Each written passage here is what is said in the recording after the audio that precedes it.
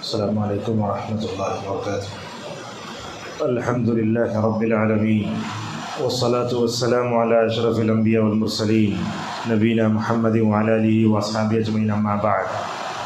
قال اللہ تعالی فی محکم تنزیل، اعوذ باللہ من الشیطان الرجیم، بسم اللہ الرحمن الرحیم۔ یا ایھا المدثر قم فانذر وربک فکبر وثیابک فطہر والرجز فاہجر۔ روا مسلم عن ابی موسیٰ الاشعری رضی اللہ عنہ قال قال رسول اللہ صلی اللہ علیہ وسلم الطہور شطر الایمان۔ معزز حاضرین، اصول بیلے کے اہل حدیث مسجد میں اس وقت ہم جمع ہیں۔ اللہ تبارک و تعالیٰ سے ہماری دعا ہے اللہ تعالیٰ ہم سب کو مرتے دم تک کلمہ توحید پر قائم رکھے اور ہمیشہ ہمیں نبی کریم صلی اللہ علیہ وسلم کے سنت پر چل کر زندگی گزارنے کی ہم سب کو توفیق عطا فرمائے۔ آدھا گھنٹہ میرے پاس ہے، تو اسلام میں پاکی صفائی کی اہمیت کیا ہے، فضیلت کیا ہے، اور ہمارا موجودہ معاشرہ کیسا ہے، اس کی انشاءاللہ ہم آپ کے سامنے وضاحت کریں گے۔ آپ جانتے ہیں اللہ تبارک و تعالیٰ دنیا میں سب سے پاکیزہ ہے۔ اس نے جس رسول کو بھیجا وہ بھی پاکیزہ ہے۔ اللہ تعالیٰ نے جو شریعت نازل کی، دنیا کی سب سے پاکیزہ شریعت، قرآن جو کتاب ہے وہ سب سے پاکیزہ ہے۔ ان تمام کا تقاضا یہ تھا کہ امت مسلمہ دنیا کی سب سے پاکیزہ قوم بنتی، مگر ہوتا کیا معلوم ہے، آج لوگ مسلمانوں کو پہچانتے کیسے ہیں؟ بڑی عجیب بات ہے۔ یہ بولتے ہیں جہاں سے گندگی شروع ہوتی ہے وہاں سے مسلمانوں کی آبادی شروع ہوتی ہے، یہ حقیقت ہے ہماری۔ تو ایسے وقت میں نے مناسب سمجھا ایمانیات ان تمام سے جانے کے بجائے طہارت، نظافت، پاکی صفائی، اس کے بارے میں کچھ باتیں ہم آپ کے سامنے بتاتے ہیں۔ سب سے پہلے میں نے سورہ مدثر کی آیتیں پڑھی۔ اللہ تبارک و تعالیٰ پہلی وحی اتارا، اس کے بعد چند دن گیپ لیا بیچ میں، اس کے بعد یہ آیتیں اتریں، یا ایھا المدثر، اے چادر اوڑھ کر سونے والے۔ دوسری وحی میں اللہ اپنے نبی سے فرماتا ہے وثیابک فطہر، اے نبی اپنے کپڑوں کو پاک صاف رکھو، اور اس کے بعد حکم دیتا ہے والرجز فاہجر، اے اللہ کے نبی بتوں کی گندگی سے دور رہو۔ اور آپ جانتے ہیں اسلام کے نزدیک پاک صاف رہنا یہ عادت نہیں، عبادت ہے۔ جیسا کہ ابو موسیٰ الاشعری رضی اللہ عنہ کی حدیث آتی ہے مسلم میں، اللہ کے نبی صلی اللہ علیہ وسلم نے اس طویل حدیث میں کئی باتیں بتائی، آپ نے اس پہ فرمایا الطہور شطر الایمان، پاک صاف رہنا یہ آدھا ایمان ہے۔ تو اسلام یہ چاہتا ہے کہ مومن چاہے وہ مرد ہو، عورت ہو، بچہ ہو، بوڑھا ہو، اس کا ظاہر بھی پاک ہونا، باطن بھی پاک ہونا۔ اب ظاہر کیسے پاک ہونا آپ کو بتاتے ہیں۔ اسلام یہ کہتا ہے ظاہر کو پاک رکھنے کا مطلب کیا ہے، جیسا کہ نبی کریم صلی اللہ علیہ وسلم فرماتے ہیں، کیا فرماتے ہیں؟ آپ نے کہا ناخن کاٹنا، ناخن کاٹنا، ناف کے نیچے کے بال نکالنا، بغل کے بال نکالنا، یہ سب جو ہے فطری امور میں سے ہے۔ اب دیکھو مسلمانوں کو ناخن کاٹنے کے بارے میں ہمیں کتنی غفلت برتتے ہیں۔ صحیح مسلم کی روایت آتی ہے، اللہ کے نبی صلی اللہ علیہ وسلم نے فرمایا 40 دن سے زیادہ نہیں چھوڑنا، ناف کے نیچے کے بال، بغل کے بال اور ناخن۔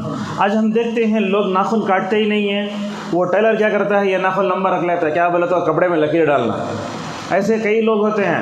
مجھے تو یہ سمجھ میں آتا ہے کہ اگر یہ ناخن اگر آپ بڑا رکھ لیے، قضائے حاجت کے وقت چبھے تو کیا ہونا حال، تصور کیجئے۔ اب موٹی موٹی بات ہے، سمجھ میں آتی بات۔ تو اسلام بتاتا ہے کہ اس کا ظاہر، مسلمان کا ظاہر پاک و صاف ہونا چاہیے۔ سب سے پہلے ناخن کی بات لیں آپ، یہ ناخن کو 40 دن کاٹنا سب سے زیادہ مدت بتائی گئی، ورنہ تو اس سے پہلے اگر جمعہ آتا ہے تو کاٹ لیں۔ بعض لوگوں کو عادت ہوتی ہے ناخن کو کاٹتے یہاں سے، یہ غلط عادت ہے۔ کیوں؟ اس لیے کہ آپ کے اس میں جو گندگی ہے وہ گندگی کیا ہو رہی ہے، منہ میں جا رہی ہے۔ اور اس طریقے سے آپ دیکھو ماشاءاللہ یہ اسلام ظاہر کو کیسے پاک بتاتا ہے۔ ابن ماجہ کی صحیح حدیث سے اللہ کے نبی صلی اللہ علیہ وسلم فرماتے ہیں جب بندہ وضو کرتا ہے تو گناہ جھڑتے ہیں، گناہ جھڑتے۔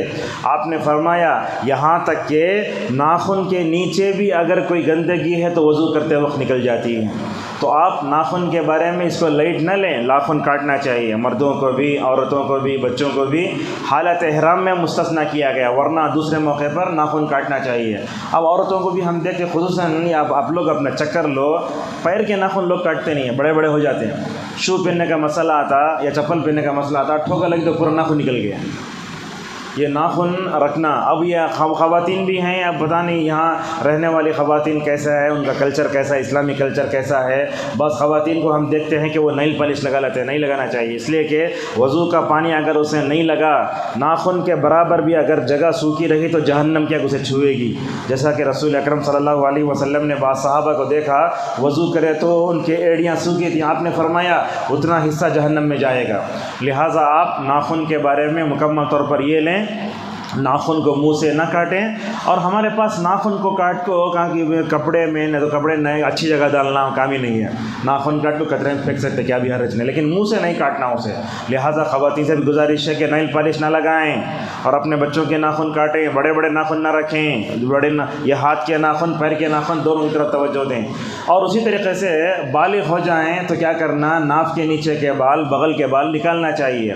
معلوم ہے یہ دونوں جگہ ایسی جہاں پسینہ آتا ہے. اب دیکھیے ہاتھ اٹھائے تو ایسا تو پسینہ آتا ہے، وہاں بھی پسینہ آتا ہے شرمگاہ کے پاس. لہٰذا مردوں کو بھی چاہیے، نوجوانوں کو بھی چاہیے کہ وہ سیکھیں. اور مسجد کے امام کی ذمہ داری بنتی ہے کہ اس طرح کے چھوٹے چھوٹے مسائل میں ورکشاپ چلائیں. لوگوں کو نوجوانوں کو بلا کے وضو سکھانا، ان کو بتانا کیسے نکالتے کیا کرتے.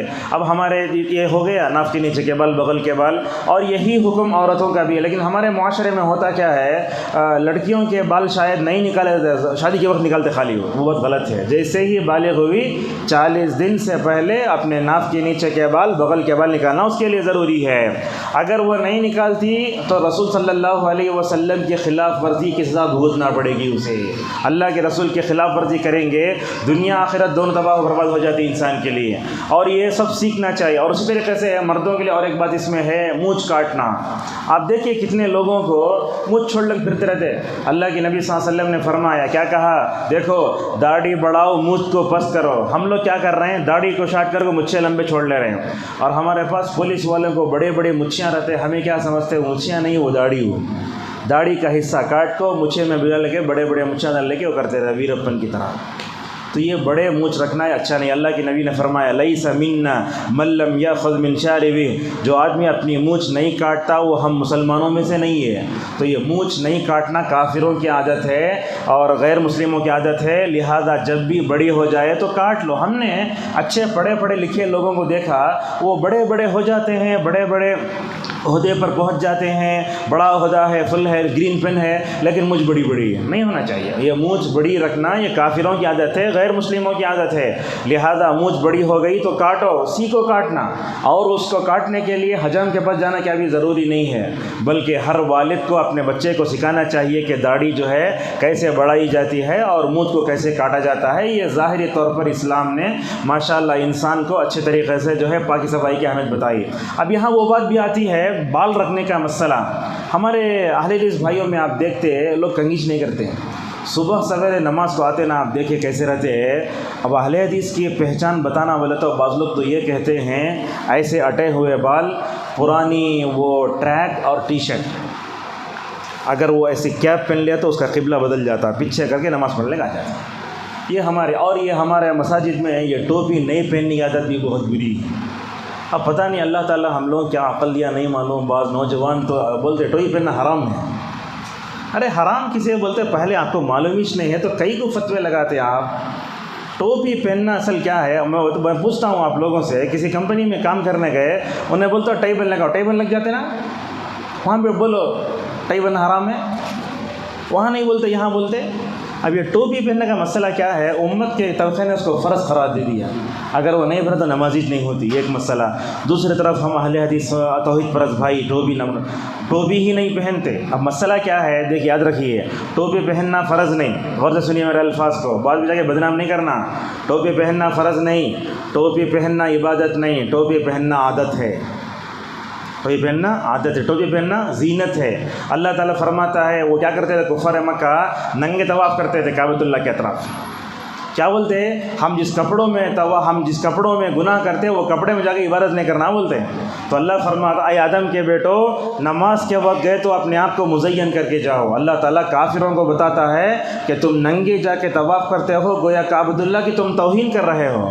ایک مشہور عالم دین ہے، مشہور محمد ناصر الدین البانی رحمۃ اللہ علیہ، 99 میں ان کا انتقال ہوا. کب ہوا؟ 99، 1420 ہے، 21 کا 1420 ہجری کا ہے. وہ کہتے ہیں اپنے زمانے میں 99 کی بات بولے تو کتنے سال ہو گئے، 24 سال پہلے ان کا انتقال ہوا. انہوں اپنی بات بتاتے ہیں، میں مکے مدینے میں دیکھتا ہوں ہمارے باپ دادا مسجد میں آتے تو اوڑھ کے آتے تھے، اور عرب میں ننگا سر رہنا عیب سمجھا جاتا ہے. اور اللہ کے نبی کی حدیث بھی دیکھو، اللہ کے نبی صلی اللہ علیہ وسلم سفر میں پگڑی باندھتے تھے، کبھی آپ کا سر ننگا نہیں رہا. بعض اعلی حدیث بولتے کہاں سے حدیث اٹھا لے گا، یہ حدیث بھی نہیں ہے. حالت احرام کے علاوہ ننگے سر رہنا کہیں بھی نہیں ہے. اور یہ ننگے سر نماز پڑھنے کی عادت بنانا کیا ہے بتاؤں گا. علامہ البانی بولتے میں دیکھتا ہوں کہ عرب کے سروں سے وہ ٹوپی بھی جا رہی اور اوڑھنے کا چلے جا رہا ہے، سر ننگے ہو جا رہے ہیں. یہ بات بھی جملہ سنیے، جو لوگ بغیر ٹوپی کے نماز پڑھنے کی عادت بناتے ہیں، علامہ البانی رحمۃ اللہ علیہ نے کہا جو لوگ ننگے سر عبادت کرنے کو عادت بنا لیتے ہیں گویا وہ کفار و مشرکین کی طرح عمل کر رہے ہیں. اب ہوتا کیا معلوم ہے، ہم لوگ ٹوپی نہیں پہنتے، ضروری نہیں سمجھتے. اب ہم دوسرے مسلک کی مسجدوں میں چلے جاتے ہیں تو ہماری توحید بدنام ہوتی ہے، اور ہماری توحید دوسروں کے پاس مطلب نہیں جا رہی. کیوں نہیں جا رہی؟ اس لیے کہ ہم ضد ہیں ہمارے پاس.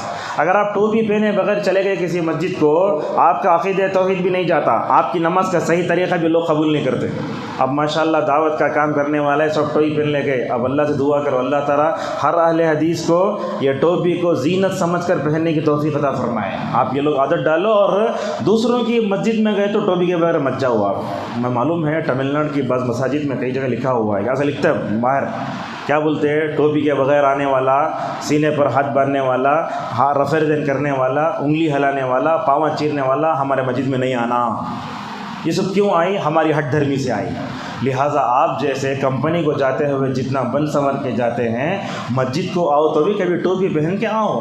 اب ہمارے پاس کیا ہے، ٹوپی پہن کے بھی نہیں ہے، جیب میں رکھ کے بھی نہیں پہنتا، یہ بھی ضد ہے. ہم سمجھتے ہیں ہمارے مسجد میں نماز ہو جاتی ہے، میں دوسری مسجدوں میں نماز جو ہے وہ مشکل ہو جاتی ہے. تو لہٰذا نماز کو آتے وقت بھی دیکھیے آپ، اسلام ظاہر کو ماشاءاللہ پاکی صفائی کی اہمیت بتاتا ہے تو وضو کا طریقہ بھی سکھاتا ہے. ہم لوگوں میں سے کتنے ہیں وضو کا طریقہ نہیں معلوم ہے، کہاں کرتے ہیں وضو؟ جماعت کھڑی رہتی ہے، جلدی وضو کے لوگ بھگا کھڑے ہیں، جلدی وضو کرنا، دوڑ کو آنا. وضو عبادت ہے، عادت نہیں ہے. ہم لوگ دیکھتے ہیں وضو کرتے وقت بتا کرتے رہتے، کو سا وضو کتنے مرتبہ جو ہے شروع میں بسم اللہ پڑھے، وضو کے بعد کی دعائیں کیا ابھی یاد نہیں ہے. یہ سب کیا ہے یہ؟ لہٰذا آپ دن بھر وضو کرتے ہیں نا، تو اس وضو کو بھی آپ یہ سمجھیں کہ ہمارے ظاہر کو سنوارتا ہے. اللہ کے نبی صلی اللہ علیہ وسلم نے کیا فرمایا وضو کی فضیلت میں؟ آپ نے کہا جہاں تک وضو کا پانی پہنچتا وہاں تک انشاءاللہ جنت میں کنگن پہنائے جائیں گے. کنگن. آپ نے کہا میری امت قیامت میں آئے گی تو اس کے اعضاء چمکتے رہیں گے، جہاں تک وضو کریں گے اعضاء چمکتے رہیں گے. اور وضو ایک معمولی عبادت نہیں، بہت بڑی عبادت ہے. حضرت بلال رضی اللہ عنہ سے اللہ کے نبی نے پوچھا، بلال جنت میں میرے سامنے چلنے کی آواز آئی، کیا تھا؟ تو کہا جب بھی وضو کرتا ہوں 2 رکعت نماز پڑھتا ہوں. لہٰذا دیکھو حضرات صحابہ کرام ایک دوسرے کو وضو سکھاتے تھے. حضرت عثمان ابن عفان رضی اللہ عنہ اپنے غلام کو بتا کے پورا وضو کر کے بتاتے، بولتے ایسے میں نے وضو کرتے ہوئے دیکھا ہے. کبھی جیسے دعوت ٹیم یہاں آئی ہے، ان لوگوں کو دعوت کا کام کرنے کے ساتھ ساتھ یہ بنیادی اسلام کے بنیادی چیزیں ہیں. ایک سفر میں وضو کا طریقہ سکھاؤ، ایک سفر میں تیمم کا طریقہ سکھاؤ، ایک سفر میں وضو کا طریقہ، نماز کا طریقہ سکھاؤ. یہ سب بہت ضروری ہے. ہم نے اس کو بہت لیٹ چھوڑ دیتے ہیں. تو یہ وضو جب کرتے ہیں تو ماشاءاللہ اتنی ساری چیزیں آتی ہیں. تو مسا برابر کرنا، سب برابر کرنا. خواتین کو مسا کرنے نہیں آتا، میں بار بار یہ بولتا. وہ مسا کیسے کرتے؟ والی بال کھیل سے کرتے، خالی بس نہیں ہے. آپ جب مسا کرتے پورا سر پر آپ پیچھے گدی سے شروع کرنا، یہاں سے شروع کرنا، پیشانی سے برابر جا کے جہاں شروع کرے وہاں تک برابر آنا. اور یہ پاکی اور طہارت کے مزال کو آپ لائٹ مت لے لو. حضرت عبداللہ ابن عباس رضی اللہ عنہ فرماتے ہیں اللہ کے نبی صلی اللہ علیہ وسلم کا گزر یہ قبر پر سے ہوا. آپ نے فرمایا اس میں عذاب ہو رہا ہے. اما احدہما فکان لا یستنزہ من البول. آپ نے کہا عذاب قبر اس لیے ہو رہا ہے کہ وہ اپنے آپ کو پیشاب کے چھٹے سے نہیں بچاتا ہے. اور یہ طہارت و نظافت کے مسائل میں بیت الخلاء کے آداب کا جاننا بھی ہمارے لیے بہت ضروری ہے. اور خصوصاً آپ دیکھیں گے ہمارے مسجد کا بیت الخلاء بڑے گندے ہوتے ہیں. وہاں بیڑی پی جاتی ہے، وہاں گٹکا کھا کے تھوکتے ہیں. اب لوگ پیشاب کرتے پانی بھی برابر نہیں مانتے، پیخانہ کرتے ایسے ہی لگا کے آتے ہیں. وہ دروازے کے اغل کو لگاتے ہیں، پتہ نہیں کہاں لگاتے ہیں. اللہ اکبر، نہیں ہونا چاہیے. اسلام کی جو ہمارے پاس طہارت اور جو ہے پاکی صفائی آدھا ایمان ہے. ہماری مسجدوں کو پاک صاف ہونا، ہمارے لیٹرین کو اور جو ہے اس کو پاک صاف ہونا چاہیے۔ دیکھو اس وقت میں آپ کے سامنے ایک 5 منٹ قضاء حاجت کے آداب بتاتا ہوں۔ ایک یہودی حضرت سلمان فارسی رضی اللہ عنہ کے پاس گیا، جا کر کیا بولا، تمہارا نبی تم کو ٹوائلٹ کے بھی آداب سکھاتا ہے کیا؟ مطلب کیا انہیں جو ہے گرا کر کرنے کی کوشش کیا گیا۔ حضرت سلمان کیا بولتے ہیں، میں اسلام کا بیٹا ہوں، میں اسلام کا بیٹا ہوں، ہاں ہمارا نبی ہم کو قضاء حاجت کے آداب بھی سکھاتا ہے۔ اچھا قضاء حاجت کے آداب کیا ہے؟ جب آپ پیشاب کو جانا چاہتے ہیں تو کیا کرنا، دیکھو جانا چاہتے ہیں یہاں لنگی شرعی نہیں کھول لینا، اندر جا کے کھولنا۔ اللہ کے نبی فرماتے ہیں اپنے ازار کو مت اٹھاؤ یہاں تک کہ تم زمین کے قریب نہ ہو جاؤ۔ جاتے ہوئے دعا پڑھنا، بسم اللہ اللہم انی اعوذ بک من الخبث والخبائث، بسم اللہ بھی ہے، بسم اللہ ہی پڑھنا، بسم اللہ پڑھ کے اندر جانا۔ جاتے ہوئے قرآن اذکار یا قرآن وغیرہ کچھ بھی ہو تو نہیں لے جانا، باہر رکھ دینا اسے، اور اندر جاتے ہوئے کوسا پیر رکھنا، حدیث میں اس کی وضاحت ہے۔ اندر چلے گئے، اندر جانے کے بعد ہوتا کیا ہے، شیطان ہمارے سے کھیلنا شروع کر دیتا ہے اگر ہم دعائیں نہیں پڑھیں۔ آپ نے فرمایا اگر ہم دعائیں نہ پڑھیں تو شیطان انسان کی شرمگاہ سے آ کر کھیلنا شروع کر دیتا ہے۔ اسی لیے آپ بعض لوگوں کو دیکھیں گے اندر گئے تو گانے گاتے، اندر گئے تو جا کے بیڑی پیتے، سگریٹ پیتے، پان کھاتے، گٹکا کھاتے، تھوکتے۔ اور یاد رکھیے اندر جانے کے بعد جیسے ہی انسان کی ضرورت ہوئی فوراً واپس آ جانا۔ اب وہاں بیٹھ کے پانی مار رہا، ادھر کر رہا، وہ کر رہا، وہ سب غلط ہے، بچوں کو بھی سکھانا۔ اب جب جاتے ہیں آپ لیٹرین میں تو یاد رکھو وہ پیشاب کی چھینٹیں ہمارے اوپر نہیں اڑنا۔ اللہ کے نبی صلی اللہ علیہ وسلم نے فرمایا عذاب قبر اسی سے ہوتا ہے۔ آج اب دیکھو مسلمانوں کو اس معاملے میں کس قدر غفلت ہے۔ کبھی آٹو میں بیٹھتے ہیں ڈرائیور، حضرت پیشاب جگہ تو انہیں قبلہ بھی دیکھتا نہیں، پاکی صفائی لیتا رہے، کھڑ کو مت کو آ جاتا کافر کے جیسا۔ کیا ہے یہ؟ ہم نے اس کو بہت لائٹ لے لیا نا اس میں تو کس آٹو میں بیٹھتا ہوں، اگر وہ ڈرائیور ویسا کام کیا تو ماشاءاللہ وہاں تو اس کی اصلاح کرنا۔ ہمیں اس کی سواری میں جانے جانتے، اس کو پیسے دینے جانتے، مگر اسے عذاب قبر سے بچانے کی فکر نہیں کرتے نا، یہ بہت اہم ہے۔ تو آپ پیشاب کے قضاء حاجت کے دو آداب ہے وہ سیکھو، اور جیسے آپ سے پہلے وہ پانی مار کے پورا پاک صاف تھا، دوسروں کے قابل استعمال کرنے کے ان کا مقابل بنا کے آنا۔ اب وہ پیشاب ہوتا ہے اس میں کھار ہوتا ہے ایک طرح کا، لوگ پانی بھی نہیں مارتے، کھچ اٹھ کے بھاگ کے آ جاتے ہیں، غلط بات ہے یہ، پاک و صاف کرنا۔ اور اسی طریقے سے اس میں اور ایک بات بھی ہے، پیشاب کے چھینٹیں نہیں اڑنا۔ علماء اتنا بتاتے دیکھو 40 سال کے بعد پیشاب جو آتا ہے وہ آہستہ آہستہ آتا ہے۔ ہم تو گئے بس 10 سیکنڈ میں بھگ جاتے، اس کے بعد کیا ہوتا وہ ہمارے داخلی لباس میں انڈر ویئر میں لگتا پیشاب نہیں۔ 40 سال کے بعد جن لوگوں کی عمریں ہو جاتی ہیں مردوں عورتوں کی، ان کو چاہیے پیشاب کرنے کے بعد مکمل طور پر جھٹک کے مکمل طور پر دھو کر آئیں۔ دھونے کا بھی طریقہ ہوتا ہے، اور وہاں سے واپس آنے کے بعد غفرانہ کا پڑھنا چاہیے۔ اب غفرانہ کیوں پڑھنا، اس کی وجہ علماء 2 بتاتے ہیں۔ ایک وجہ تو یہ ہے اے اللہ تو نے یہ غلاظت میرے پیٹ سے نکالی، یہ اتنی بڑی نعمت ہے، اگر میں تیرا شکریہ ادا نہ کر سکوں تو مجھے معاف کر دے۔ دیکھو پیشاب اگر ہمارے شرمگاہ سے نکل جا رہا تو کتنی بڑی نعمت ہے۔ ذرا ان لوگوں کو دیکھو جو پیشاب کی تھیلیاں اٹھا کر پھر رہے ہیں، کچھ لوگ دوائی کھا رہے ہیں، اس کے بارے میں سوچنا چاہیے۔ اور واپس آنے کے بعد غفرانہ کا پڑھنے کا دوسرا معنی یہ ہوا اے اللہ وہاں جا کر میں تیرا ذکر نہیں کر سکا، لہٰذا تو مجھے معاف کر، اور وہاں جا کے آیتیں پڑھنا، قرآن پڑھنا۔ اور بعض لوگوں کو ہم دیکھتے ہیں موبائل سائلنٹ میں نہیں کرتے، وہاں گئے تو قرآن کی آیت شروع ہو جاتی ہے، اشہد ان لا الہ الا اللہ۔ اور ایک بات یاد رکھیے، یہ موبائل میں رنگنگ ٹون پہ قرآن نہیں رکھنا، اور جو ہے اذان نہیں رکھنا۔ کیوں؟ اس لیے کہ یہ شاعر اللہ میں سے، اور ان کا مذاق کرنا یہ کفر تک لے جا سکتا ہے۔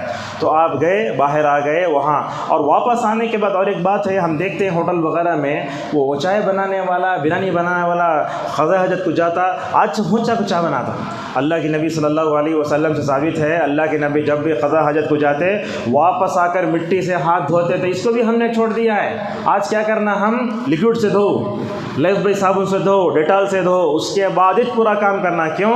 اس لیے کہ اس میں جراثیم ہوتے ہیں، اور بعض لوگوں کو ہم دیکھتے وہ قضاء حاجت سے واپس آ کر السلام علیکم، وہ ہاتھ میں جراثیم جتنے سارے لگ جا رہے ہیں۔ حالانکہ ان سب باتوں کو ہم نے لائٹ لے لیا ہے، لیکن ہماری شریعت ہمیں بتاتی ہے کہ یہ سب کام کرنا چاہیے، صابن سے دھونا چاہیے، بچوں کو بھی بتانا۔ اور ہمارے بچے پیشاب جا کے بڑے بڑے ہو جاتے ہیں، ان کو پانی لینے کا طریقہ معلوم ہوتا نہیں، پیشاب کیسا دھونا، پیخانہ کیسے دھونا، نہیں اڑانا، گندا نہیں کرنا، پاک صاف کر کے آنا۔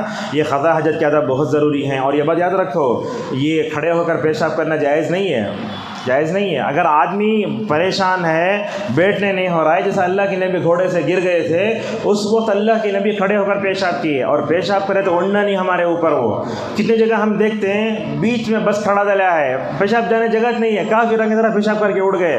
کیا آپ کے پاس 10 روپے کا باٹل بھی نہیں ہے دھونے کے لیے؟ لہٰذا سوچیں آپ یہ سب چیزیں۔ تو پاکی صفائی، خصوصاً پیشاب پیخانے کے آداب کو ہمیں سیکھنا سکھانا چاہیے، اور جانے سے پہلے پانی آتا ہے یا نہیں دیکھ لیں۔ اگر پانی نہ ہو تو اپنے پاس ٹشو ہمیشہ رکھنا، تاکہ اس کے ذریعے مکمل طور پر ہم پہنچ سکیں۔ اسی طریقے سے اسلام نے یہ بھی بتایا، دیکھو یہ بات بھی ہے، جہاں پھلدار درخت ہوتے ہیں اس کے نیچے پیشاب پخانا نہیں کرنا۔ بعض عورتوں کو آپ دیکھتے کارخانے بھی کھڑا ڈلے ہیں، وہاں بچوں کو پیشاب کرا رہے ہیں، وہاں پخانا کرا رہے ہیں، یہ کیا ہے؟ یہ اللہ کے نبی فرماتے ہیں جو لوگ عام راستوں پہ یا پھلدار درخت کے نیچے جو لوگ آرام کرتے ہیں، وہاں اگر کوئی آدمی پیشاب پخانا کرتا ہے، ایسے لوگوں پر اللہ اور اس کے رسول صلی اللہ علیہ وسلم کی لعنت ہے۔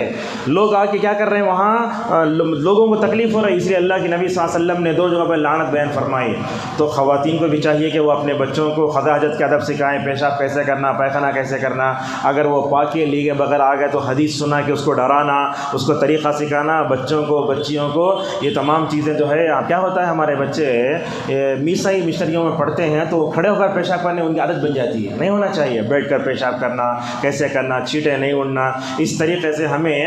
اور یاد رکھیے اگر ٹوائلٹ میں گئے، اگر پیخانہ اگر لب بھی گیا تو برش اٹھا کے دھو کے اس مکمل کر کے آنا چاہیے۔ اگر آپ یہ نہیں کرتے ہیں تو یاد رکھو وہ اچھے مسلمان کی علامت نہیں۔ آپ نے کیا فرمایا؟ سب سے اچھا مسلمان وہ ہے جو اپنے ہاتھ اور زبان سے دوسروں کو تکلیف نہ دے۔ تو اس طریقے سے پاکی صفائی میں یہ سب آتا ہے۔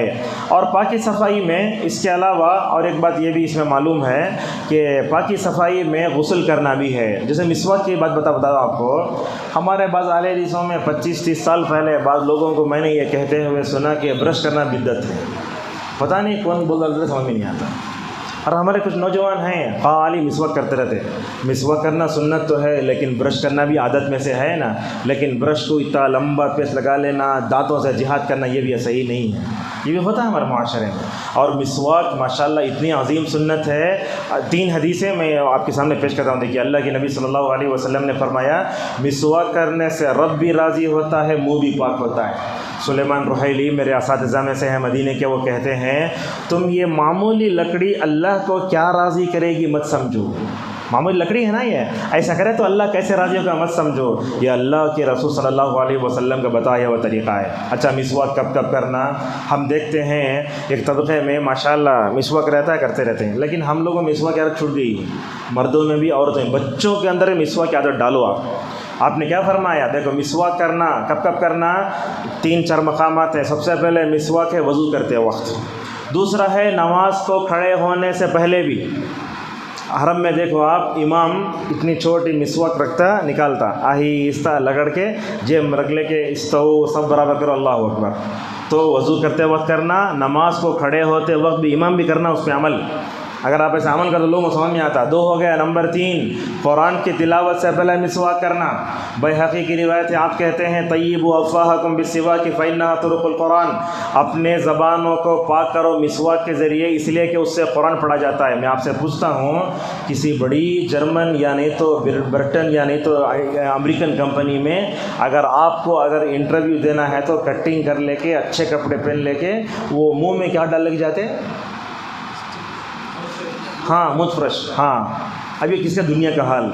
دنیا میں آپ ایک اونچا عہدہ جان کرنے کے لیے جا رہے ہیں۔ اب تصور کرو آپ وزیر اعظم سے بات کرنے جا رہے ہیں، کیا کریں گے؟ منہ میں بس نہیں آنا۔ اب اللہ تعالیٰ جو ہے بادشاہوں کا بادشاہ، اس کے سامنے کھڑنا ہو، اس کا کلام پڑھنا ہو تو بھی کیا کرنا؟ مسواک کرنا۔ بلکہ میں آپ کو بتاتا ہوں عمر آباد میں وہ میرے پاس ترجمہ قرآن گھنٹی ہے، میں طلباء کو ماشاءاللہ اس پہ عمل کرایا۔ میں بولا دیکھو ہم قرآن کا ترجمہ پڑھیں گے، لیکن ترجمہ پڑھنے سے پہلے سارے بچے مسواک لانا۔ 30-50 بچے ایک ہی وقت میں ماشاءاللہ مسواک کرتے ہیں۔ کتنا اچھا لگتا ہے۔ تو قرآن پڑھنے سے پہلے مسواک کریے، آپ عادت ڈالیے۔ مکتب میں بھی اس پر عمل ہونا چاہیے۔ اور ایک بات بھی ہے، گھر میں داخل ہوتے وقت مسواک کرنا۔ حضرت عائشہ رضی اللہ عنہ کہتی ہیں اللہ کے نبی صلی اللہ علیہ وسلم گھر میں داخل تو مسواک کرتے۔ اب گھر میں داخل ہونے کا مسواک کو کیا تو بھی تعلق ہے؟ ماشاءاللہ علماء کیا بتاتے ہیں، دیکھو دونوں میں تعلق یہ ہے، اگر مسواک کرے بغیر مرد گھر میں داخل ہوا اور اس کے منہ سے بدبو آئی تو شوہر بیوی کا تعلق متاثر ہو رہا. اگر وہ مسواک کر کے گیا تو خوشبو آئے گی، اللہ تعالیٰ دونوں کے دلوں میں محبت ڈالے گا. جب مسواک کر کے بات کرے گا منہ سے خوشبو آئے گی. تو اس طریقے سے مسواک کی جو ہے سنت کو معمولی نہیں سمجھنا چاہیے. مسواک بہت بڑی فضیلت والی چیز ہے، اس پر عمل کریں اور اس پر جو ہے توجہ دیں اور اپنے گھروں میں اس طرح کا شعور اور بیداری پیدا کریں. اسی طریقے سے اپنے ظاہر کو باطن کو پاک کرنا ہے تو اس میں ایک چیز یہ بھی ہے کہ ہم اپنے ذہن کو بھی پاک صاف رکھیں. اچھا، ذہن کو کیسے پاک صاف رکھنا؟ ذہن میں شرک نہیں آنا، کفر نہیں آنا، یہ غلاظت، گندگی، ننگے فوٹواں، یہ ٹک ٹاک اور کیا شارٹس، یہ سب پورے چیزیں ہمارے ذہن میں بیٹھ کے ہمارا دماغ خراب کر رہے ہیں. تو یہ بھی ہے، اپنے دماغ کو بھی کیا کرو، کفر سے، شرک سے، فحاشی عریانیت سے پاک صاف رکھو. اور اسی طریقے سے عورتوں کے لیے بھی ہے. کیا عورتوں کے لیے پاکی صفائی؟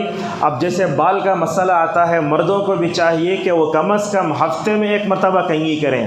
ہمارے پاس بال ایسے اٹھ جاتا ہے، ایسے نماز کو آتے ہیں، ایسے معلوم ہوتا ہے کہ تیز بس میں کھڑکی ہے، بس بیٹھ کو آ گئے، ہوا لگتی کنگھیش نہیں کرتے، بالا پہ آ جاتے، ادھر آ جاتے، ادھر کنگھیش نہیں کرتے. یہ کیا ہے؟ نہیں ہے. اللہ کے نبی کے پاس ایک آدمی آیا، بال ایسے اٹھے تھے. آپ نے کیا فرمایا؟ من کان لہ شعر فلیکرمہ، بال کو عزت سے رکھو.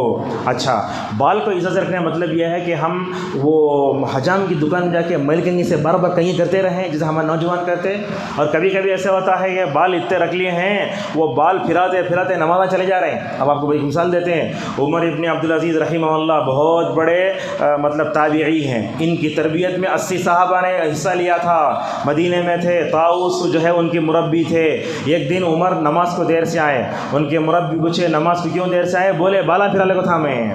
تو کیا کریں معلوم؟ باپ سیدھا ایک حجام کو خط لکھ کے بھیجے، مدینے کو جا کے جاؤ، سر مڑا کے آ جاؤ. اسی لیے آپ دیکھتے مدرسوں میں پڑھنے والے بچوں کو بال کم رکھو بولتے. کیا وجہ ہے؟ یہ بیجا نہیں ہے. یہ کیا ہے؟ یہ تعلیم میں اچھے ہونا. اس لیے اگر بال لمبے رکھ لے تو اس کی کنگھی رکھنا، بال لگانا، یہ سب لمبا کرنا پڑتا ہے. اس طریقے سے مردوں کے لیے. اور بات جب بالوں کی آتی ہے تو میں نوجوانوں سے کہنا چاہوں گا، یہ بال میں کٹنگ کرنے میں جو آج کل اسٹائل آ رہے ہیں، یہ پرندوں کے گھونسلوں سے کم نہیں ہے. یہ یہاں 3 مشین، یہاں 2، یہاں 5. ارے ایسے بنگلور میں تو ہم نے والدین کو دیکھا اپنے بچے کو لا کے ایسا بال کٹا رہے ہیں، 300 روپے دے رہا ہے اور پورا 2 گھنٹے اس کے مار رہا ہے. وہاں 2 مشین، وہاں 3، وہاں 5، وہاں 7. یہ سب کیا ہے؟ یہ فلموں میں آنے والے اسٹائل، سیریل میں آنے والے یہ سارے چیزیں آ کر نعوذ باللہ ہمارے نوجوانوں کے مطلب جو ہے سروں کو خراب کر رہے ہیں. اس میں کیا کرتے ہیں؟ ایک آدھا سر مڑنا، آدھا بال چھڑنا. یہ تو اللہ کے نبی صلی اللہ علیہ وسلم نے ایسے کرنے سے منع فرمایا ہے. اور ہمارے پاس مٹے مارنا، یہ حلق کرنا، یہ بھی کیا بن رہا ہے؟ ایک فیشن بن رہا ہے. بالوں کے معاملے تو بولو مت. اسلام نے جو ہم کو جو تعلیمات دی اس سے ہٹ کر ہم پورے مغرب کے ہو گئے بالوں کے تعلق سے. خواتین سے بھی ایک بات ہے، آج کل دیکھتے خواتین ہفتے گزر جائے چوٹی نہیں ڈالتی. حال ایسے ہے، پرانے کپڑے پہن کر آنا، حال ڈال لینا، اپنے شوہر کے لیے نہیں سنورنا. حالانکہ سنورنا والا تو شادی گئے تو وہ فیئر اینڈ لولی پاؤڈر ہمارے عورتوں کو یاد آتا ہے. اپنے شوہر کے لیے کبھی نہیں سنورتے. بالوں کو کنگھی کرنا، اپنے بچوں کو بال کرنا کچھ بھی نہیں آتا. تو اس طریقے سے ہم دیکھتے ہیں کہ مردوں میں بھی بال رکھنے کے معاملے میں جو بے اعتدالی ہے وہ عورتوں کے اندر بھی وہی ہے. لہٰذا بال کے بارے میں اسلام نے جو تعلیمات دی وہ مکمل طور پر رکھیں. اور عورت جب بالغ ہو جاتی ہے اس کو بال نہیں کاٹنا چاہیے. عمرے میں بھی گئے تو حج میں گئے تو اتنا، لیکن ہمارے پاس دیکھتے گردہ رکھتے ہیں اور وہ بھی پیشن لگا ہوتا ہے. کیسا کرنا؟ برابر وسط کرنا. اور ہمارے پاس پاکی صفائی کے معاملے میں اور ایک بات بھی ہے، بیوٹی پارلر کا فتنہ بہت ہے. آج جا کے خوبصورت بن کے آتے ہیں. یہ بیوٹی پارلر چلانا اور اس کی کمائی کھانا اور اس کے پاس جانا، یہ سب گناہ کبیرہ میں آتا ہے. اب ہمارے پاس شادی ہوتی ہے، دلہن کو ایسے سنوارتے ہیں، دیکھتے معلوم ہوتا ہے کہ حور ہے، سمجھاتے ہیں، لیکن 2 دن کے بعد وہ ہے کہ عورت سمجھ میں نہیں آ رہی ہے. ایسا حال ہے ہمارے پاس. تو پاکی صفائی بہت ضروری ہے. ہمارے گھروں کو پاک صاف ہونا، ہماری مسجدوں کو پاک صاف ہونا، ہمارے ایریا کو بھی پاک صاف ہونا چاہیے. دیکھو حکومت کی جانب سے کچرا ڈالنے کے لیے ٹوٹیاں رکھی ہوئی ہیں. ہم کیا کر رہے ہیں؟ کون بھی دیکھتے عورتیں کھڑکی میں سے کچرا پھینک دیں. غلط ہوا نا یہ. آپ بولتے چائے پی کر کچرے میں ڈالو، نیچے ڈالے تو کیا ہوتا ہے؟ وہ ساری چیزیں ہوتی ہیں. اور ہمارے پاس ایسی چیزیں آپ کو بولے تو ہنسی آئے گی. ناک صاف کرنے کا طریقہ بھی ہمیں معلوم ہونا چاہیے. کچھ لوگوں کو دیکھتے ناک صاف کر کے دیوار مرل دے ہو رہا ہے. ناک صاف کرنے کا طریقہ کیا؟ چھینک کے آداب بھی اسلام نے بتائے. آپ نے فرمایا چھینک آئے تو کیا کرو، اپنے کپڑے کو اپنے جو ہے چہرے کے قریب کرو، آہستہ چھینکو، الحمدللہ بولو، یرحمک اللہ، یہدیکم اللہ ویصلح بالکم بولو. کیا ہے، ہم اس کی طرف توجہ ہی نہیں دیتے. تو اس کی طریقے سے ہمارا ظاہر بھی پاک صاف ہونا، باطن بھی پاک صاف ہونا، ہمارا دماغ بھی پاک صاف ہونا. ہمارے بازار، ہمارے گھر، ہماری ہوٹلیں کتنی گندی ہوتی ہیں.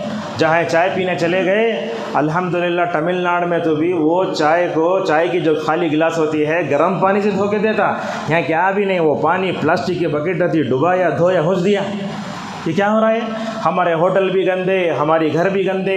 ہمارے گھروں میں کیسا رہتا ہے کہ حمام بھی اتنا گندا رہتا ہے، جہاں نہائے وہیں میلے کپڑے ڈال کے آ گئے، چڈی وہاں پڑی، وہاں وہ پڑی، لنگی. کیا ہے سب؟